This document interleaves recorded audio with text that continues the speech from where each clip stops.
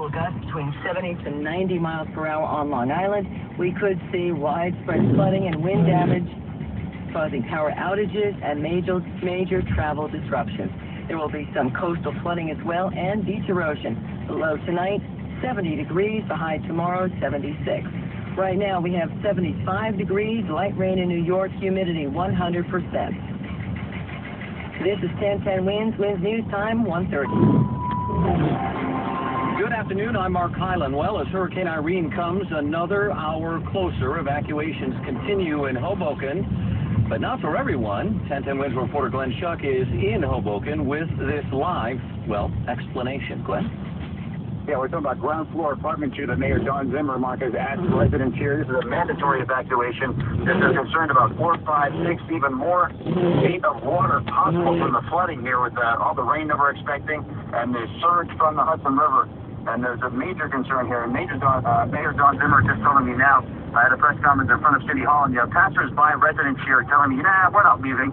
We're not going to worry about it. I've got my case of wine. I'm going to stay in the house. And that all sounds well and good, but you really have to take this seriously. And that's what the mayor is frustrated about, that people aren't packing up completely and leaving. There's still actually quite a bit of activity here on Washington Street.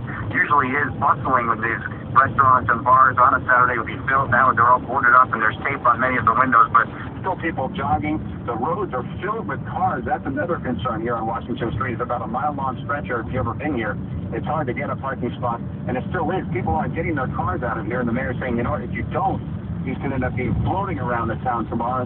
You urge everyone to get out of these vehicles, get them out of town here. 8 o'clock tonight, there'll be no vehicle travel at all allowed here in the streets of Hoboken. Not even if you're looking for a taxi. They're not going to be allowed here either. Glenn Schuck, 1010 Winds, live in Hoboken. And speaking of cars, Winds News Time 1:31. Time for expanded Irene-related traffic and transit on the ones. And here's Bernie Wagenbach. As we've had some of the rain showers moving into the area, Mark, we're starting to see more accidents. The FDR Drive southbound at 96th Street. Delays with a crash in the left lane. On the Palisades Parkway northbound at exit 15 in Stony Point, we have a collision there. Garden State Parkway northbound, delayed approaching exit 148 in Bloomfield with a crash blocking the right lane.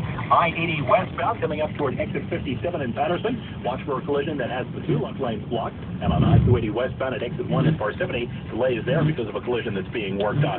Sonic State Parkway, it is still slow northbound coming up toward the Bronx River Parkway. Watch for an accident being cleared there. And speaking of Westchester County, any roadway with the word river in it, you can expect problems a little bit later on. In fact, the Bronx River Parkway is scheduled to be closed both directions at 6 o'clock between the Spring Brook and Kensico Circle in anticipation of flooding problems there.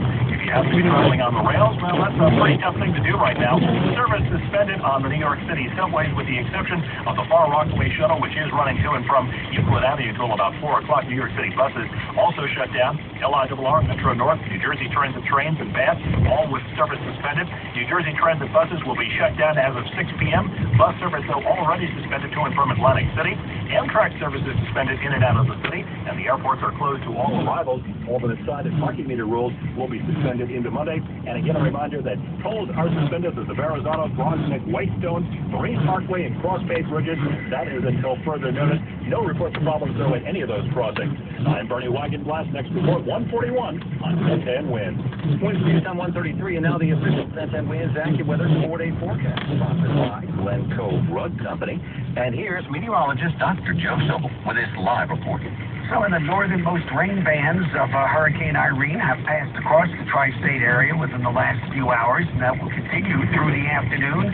The rain fitful and on and off, and the wind not anything at all of concern. But these squalls will become more frequent as we go through the evening, and the wind will pick up after dark. We expect the height of this storm to come from around midnight or the early morning hours until noon tomorrow or the early afternoon. And at that point, winds can gust to 60 miles an hour, even 70 miles per hour or higher right at the shore. Extreme coastal flooding likely to result in those areas that are susceptible to it. And that wind can cause tree damage and uproot trees and extensive power outages, and we are concerned about that. Also, 5 to 10 inches of rain and locally more will certainly cause widespread flooding problems from streams and rivers as well. We think the rain ends early to mid-afternoon tomorrow, and then the wind dies down tomorrow night. Right now we have rain, 73 degrees in Central Park. Humidity 100% in northeast wind at 6. Again, it's 73 now, going up to 80 in Midtown. I'm at